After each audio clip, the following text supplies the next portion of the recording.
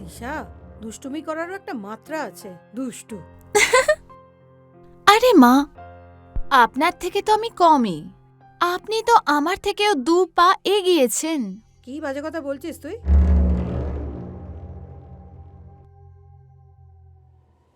আরে জামাইবাবু, ভালো করে করো না।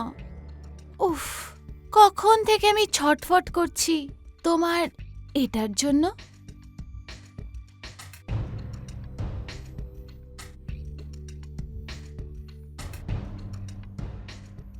কেন মা, কিছু শোনা শোনা শব্দ মনে হচ্ছে তাই না? সত্যি সত্যি বলো মা, এরকম গল্প কেন পড়তে শুরু করেছো? কি আনন্দ পাও তুমি এতে? বলো না মা, চুপ থেকো না। ও ও আ, আমি ভালোবেসে ফেলেছি। কি কি বলতে চাইছো তুমি? ও আমার জামাইকে। কি?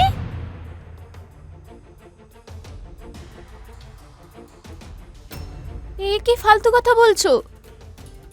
তুমি পাগল তো হয়ে যাওনি? দিশা বাবু, আমার এতে কোনো দোষ নেই। এই সব কিছু মোহিত করেছে। কি বলতে চাইছো?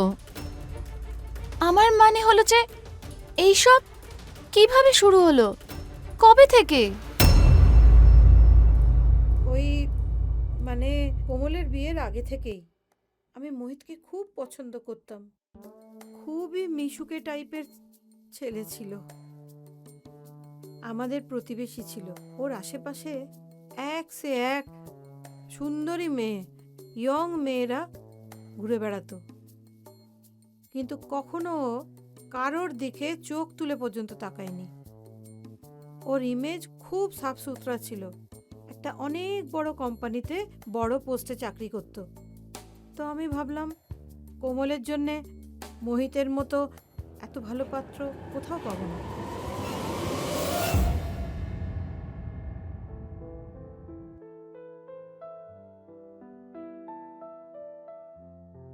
আরে ম্যাডাম, জামা তো চেঞ্জ করতে দেবে। এমনিতেও তো আজকে রাত্রে আমার অবস্থা খারাপ করতে চলেছ। এই ব্যাপারগুলোই তো আমাকে তোমার এত কাছে নিয়ে আসে, জান।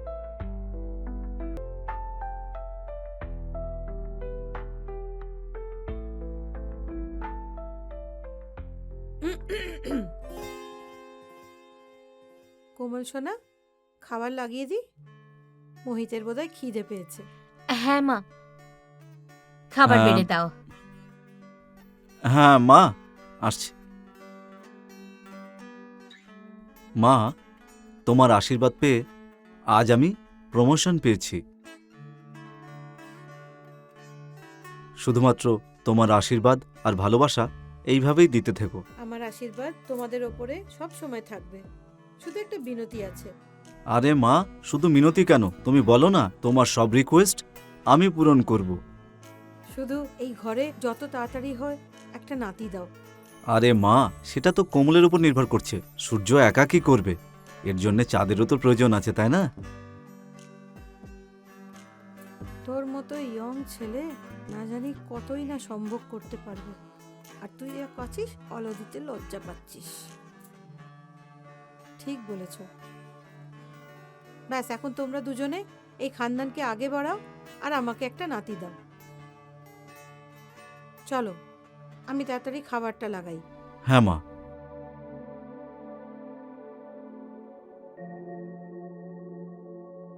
লজ্জা করে না তোমার? দেখলে না মা চলে এসেছিল। আরে তুমি হলে আমার বউ, আমার যা ইচ্ছা করতে পারি। শুনলে না মা কি বলে গেলেন? ছাড়ো আমাকে।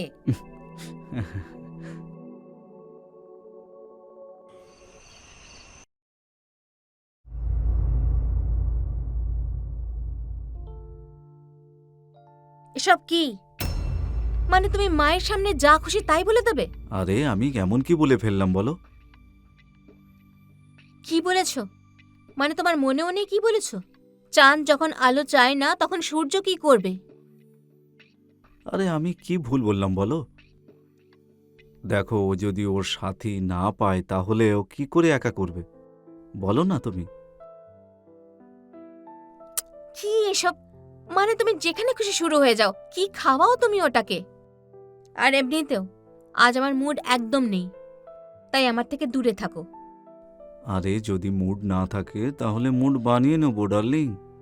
দেখো ছোট কাকা খাবে খাবে করছে।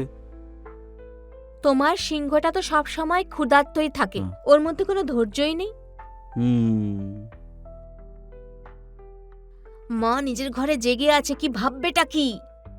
আরে মার এখন বয়স হয়েছে, উনি হয়তো এটাই ভাবছে যে বন্ধ দরজার পেছনে ওনার মেয়ে আর ওনার জামাই ওনার জন্য একটা নাতি তৈরি করছে। এমনিতেও তোমাকে আজকে খুব সেক্সি লাগছে গো।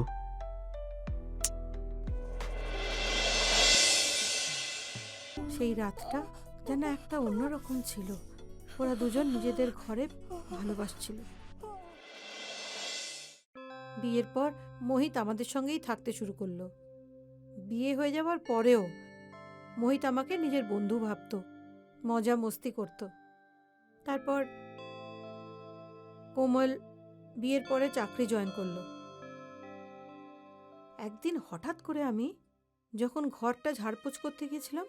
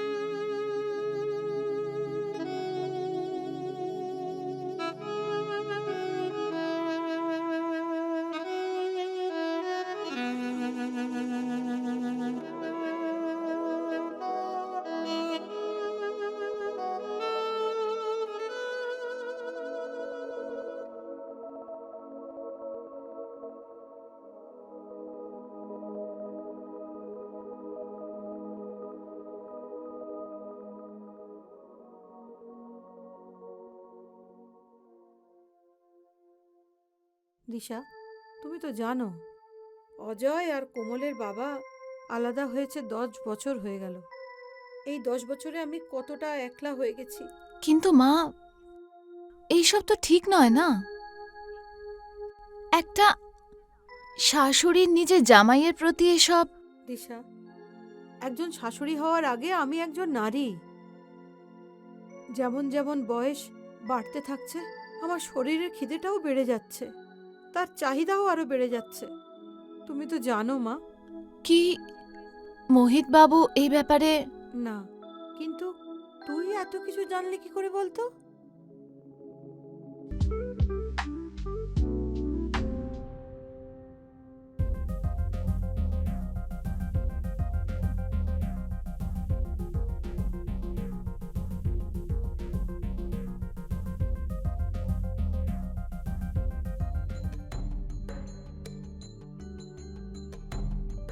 মা নিজের মোবাইলে এমন কি দেখছিল যে এতটা বিভোর হয়েছিল?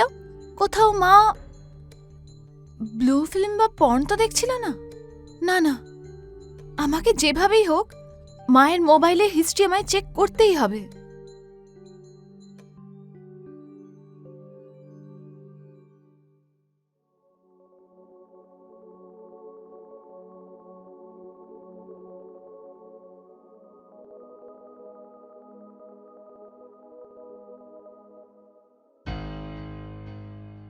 আরে বৌমা, ওখানে দাঁড়িয়ে দাঁড়িয়ে কি দেখছিস রে? ওই মা, আমার তোমার মোবাইলটা একটু চাই। ওই আমার মোবাইলের রিচার্জ শেষ হয়ে গেছে তো আজকে একটু কল করতে হতো আমার মোবাইলের রিচার্জ বলার জন্য। কলই করবি না আরো অন্য কিছু করার ইচ্ছে? মা, তোমার প্রেমিকের ফটোও দেখতে চাই আমি। তুই কিছুতেই শুধরবি না। আহ, যা এখান থেকে।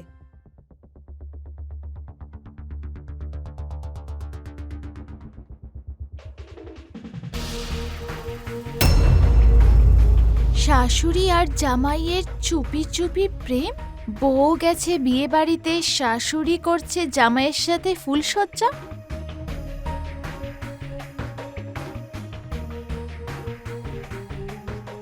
ফরবিডেন লাভ, শাশুড়ি আর জামাই, রিয়েল ইন্ডিয়ান মেল স্টোরিজ, শাশুড়ির অ্যাফেয়ার।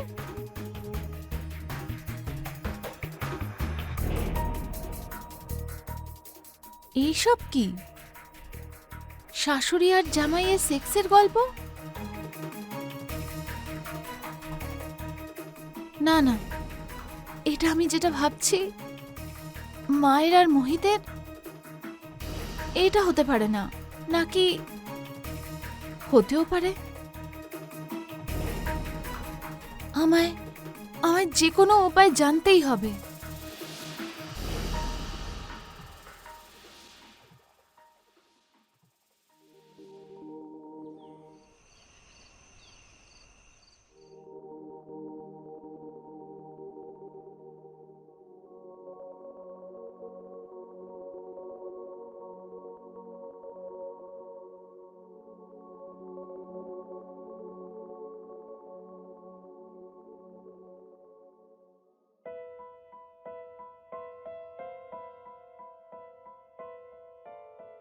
কি হলো ডার্লিং, এরম কেন করছো?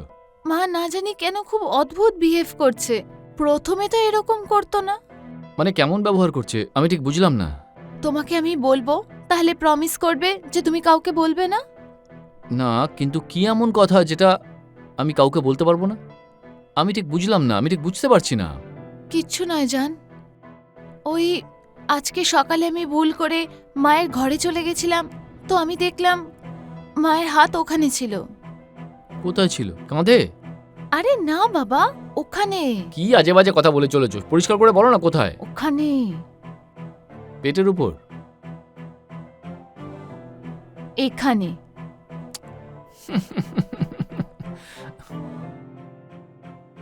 কখনো তো সিরিয়াসলি নাও আমার কথাগুলো।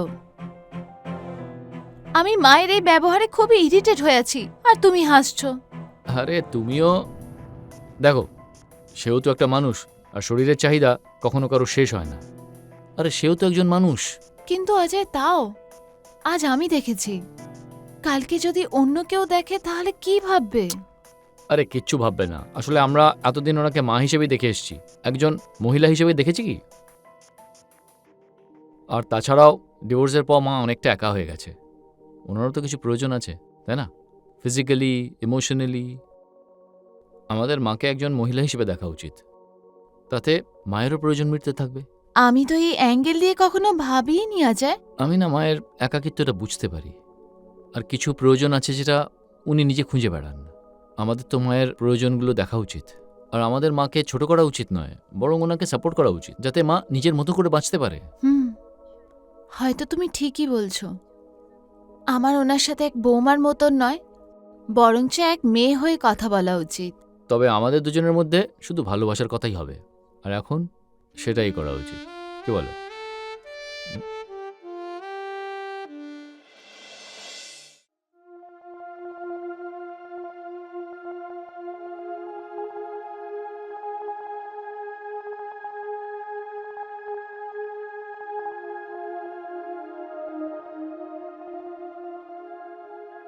আমি না অনেক বড় অনর্থ করে ফেলছিলাম, আমাকে মাফ করে দে মা।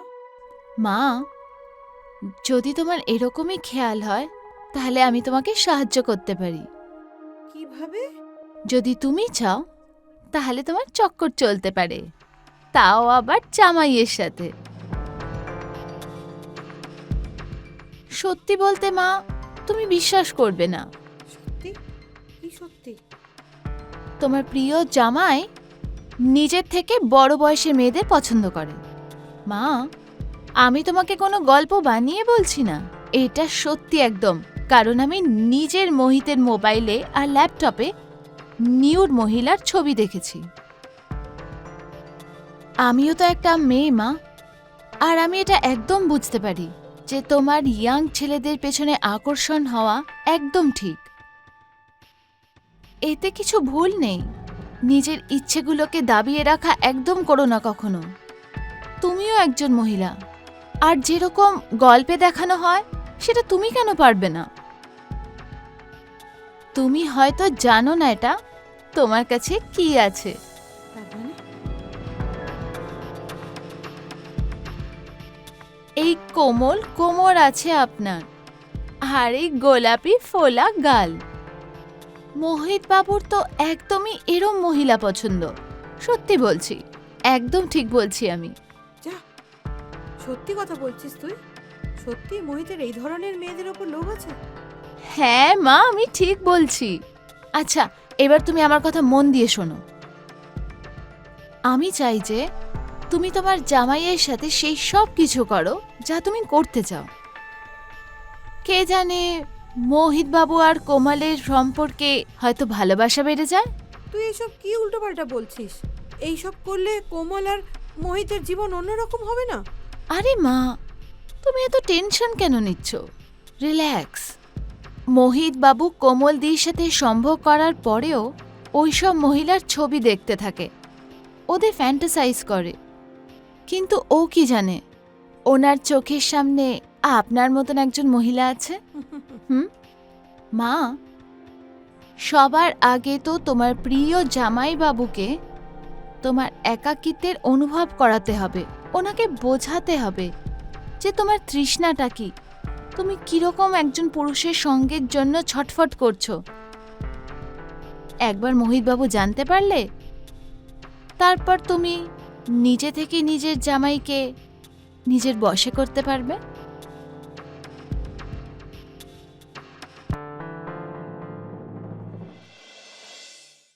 মা, আজকে কোমল দিদি আর অজয় জিজু অফিস থেকে লেট আসবে, তাই আমি চাই যখন মোহিতবাবু অফিস থেকে আসবে তুমি তখন এটা পরে থেকো। তারপর দেখো।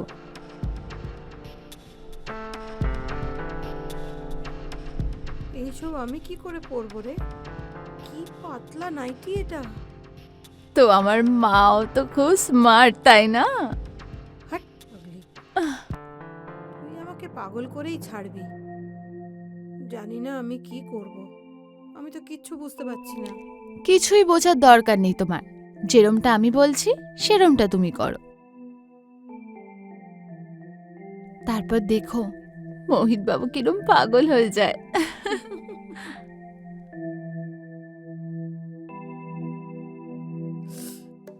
তুই আর তোর দুষ্টুমি।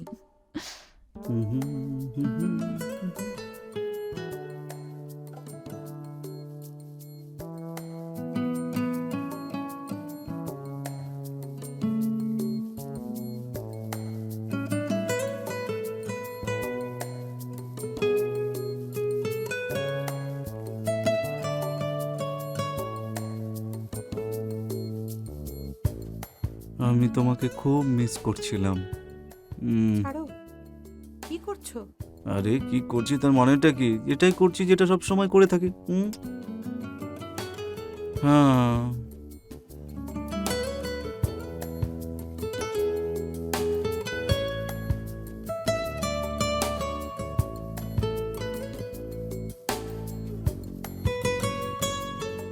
মা, মা বলে ডাকলে? আরে সরি সরি সরি সরি শাশুড়ি মা, আমি ভাবলাম কোমল ছিল। কোনো ব্যাপার নয় বাবা, আমি বুঝতে পেরেছি। আমি চললাম।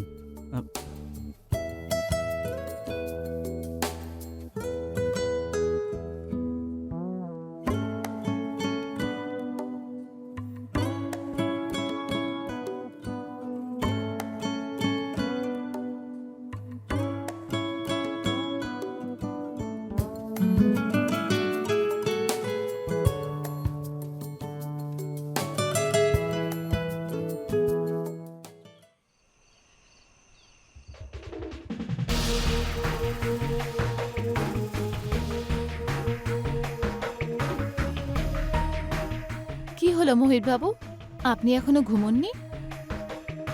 আচ্ছা, বুঝতে পেরেছি। কোমল দিদি আজ নেই, তাহলে একলা মনে হচ্ছে, তাই না? তুমিও তো আজ রাতে একা আছো। হ্যাঁ, দুই ভাই বোন আজ একসাথেই ফেরত আসবে, ততক্ষণ আমাদের দুজনকেই অপেক্ষা করতে হবে।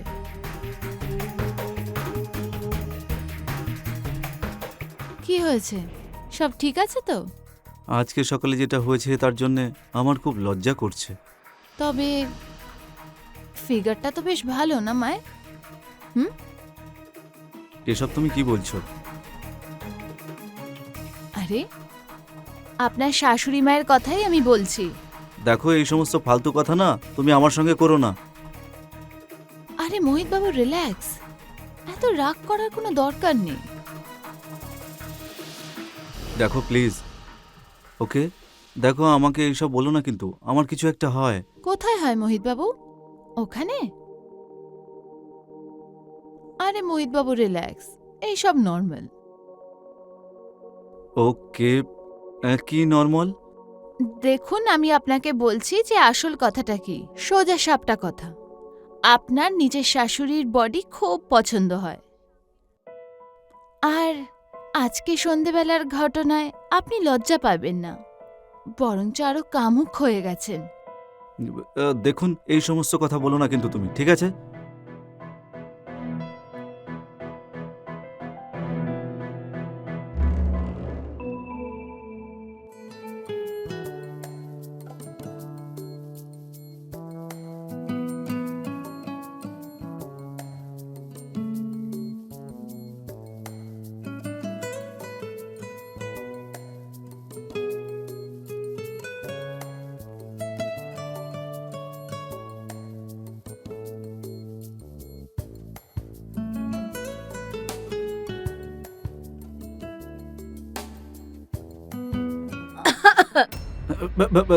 তুমি তুমি জানো না বাড়িতে দিশার মা আছে? এমনিতে তোমার মধ্যে কোনো লজ্জাও নেই।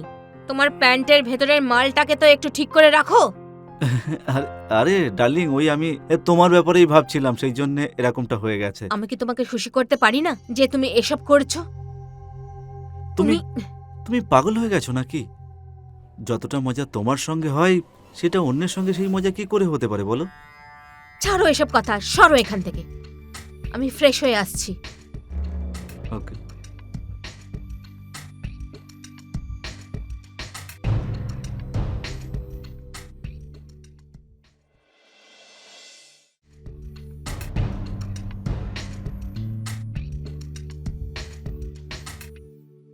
মা, কি হলো মা? কি ভাবছো? কিছু না, আজ তোর বাবার জন্য খুব মনটা খারাপ লাগছে। আরে মা, তুমি এখন পুরনো কথাগুলো ভুলে যাও, আর একটু তোমার আশেপাশে নজর ঘুরিয়ে দেখো। কে জানে, যদি কোনো নতুন মজনু পেয়ে যাও তুমি। আজকাল খুব কথা বলিস তুই। অজয়কে বলবো তোর আচ্ছা করে চিকিৎসা করতে। আরে মা, তার কোনো দরকার নেই, কারণ তোমার ছেলে প্রত্যেক দিন আমার ভালো করে চিকিৎসা করে। তবে মা, একটা কথা বলবো, এই ড্রেসটা পরে তুমি খুব হট আর সেক্সি লাগছো। আচ্ছা অজয় বাবু, আপনি এটা বলুন, মায়ের উপরে কি ভালো লাগে, শাড়ি নাকি এই ড্রেসটা? আরে তুমি তো এটা একটা কঠিন প্রশ্ন করে ফেললে। আসলে মাকে তো যে কোনো ড্রেসই ভালো লাগে, তা সে শাড়িই হোক বা নর্মাল ড্রেস হোক। কিন্তু আমার তো মাকে এই ড্রেসে খুব হট লাগছে। মা, তুমি না আমায় এই ড্রেসটা পরে খুব হট আর সেক্সি লাগছো।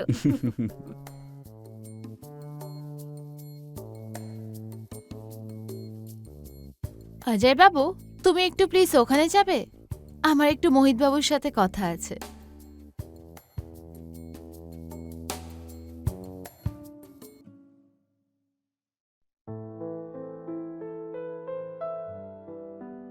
কি সব কথা চলছে?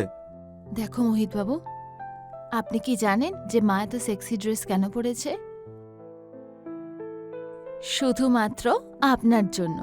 উনি চান যে আপনি কোমাল দিদিকে ছেড়ে শুধু ওনাকে লাইন মারুন। আরে তুমি যা খুশি তাই বলছো। আমি একদম ঠিক কথা বলছি মোহিত বাবু, আর আমি এটাও জানি যে আপনারও মাম্মিকে খুব পছন্দ হয়। আরে তুমি পাগল নাকি? কি উল্টোপাল্টা কথা বলছো? মোহিত বাবু, আমি অন্ধ নই, আপনার নজরও দেখেছি আমি। তো মনে করো আমি মেনে নিলাম, তবে কি হতে পারে? আমি আমি সাহায্য করব আপনাকে। কি? হ্যাঁ, কারণ আমি জানি শাশুড়ি মাও আপনাকে খুব পছন্দ করে। কখনো আপনি নোটিস করেছেন ওনার চোখের সফটনেস, হাসি, যেটা আর কারোর জন্য হয় না, পুরো সত্যি। আর যদি আপনি চান তাহলে আমি আপনাদের দুজনের সাক্ষাৎকারের ব্যবস্থাও করে দিতে পারি। আমি একটা কাজ করছি, আমি না কালকে সবাইকে পিকনিকে নিয়ে যাই, আর আপনি আর মা ঘরেই থেকে যাবে কোনো একটা বাহানা দিয়ে। কি ঠিক বললাম তো? কিন্তু তুমি ঠিক বলছো তো? হ্যাঁ হ্যাঁ, আমি ঠিকই বলছি। আমি আবার কখন মিথ্যে বলি মোহিত বাবু?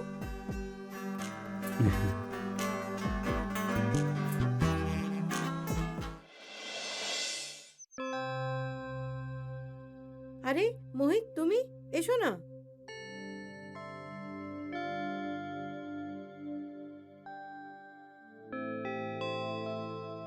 এরম করে কি দেখছো? কিছু না, তোমাকে দেখছি আমি। প্রথমবার দেখছো নাকি? হ্যাঁ, প্রথমবারই দেখছি, কিন্তু এইভাবে প্রথমবার দেখছি আপনাকে। আমি অনেকদিন ধরেই এইসব বলতে চাইছিলাম, কিন্তু কখনো সাহস করে উঠতে পারিনি। যবে থেকে আপনাকে দেখেছি না, আমার মনের মধ্যে একটা অন্য কিছু শুরু হয়েছে। তুমি আমার ছেলের মতো, কিন্তু ওই হৃদয়টাকে নিয়ে কি করি? আমি জানি যে লোকে কি বলবে, কিন্তু যখনই আপনাকে দেখি এমনটা মনে হয় যেন কিছু একটা হচ্ছে। আপনাকে দেখে একটা অন্যরকম অনুভূতি হয়। আপনার মধ্যে একটা অন্যরকম আগুন আছে। আর তোমার ভেতরেও একটা আলাদা আগুন। আর পুরুষ মানুষের আসল। আপনাকে ছুতে ইচ্ছে করছে, কিন্তু একটা ভয়ও করছে। যদি আপনি চলে যান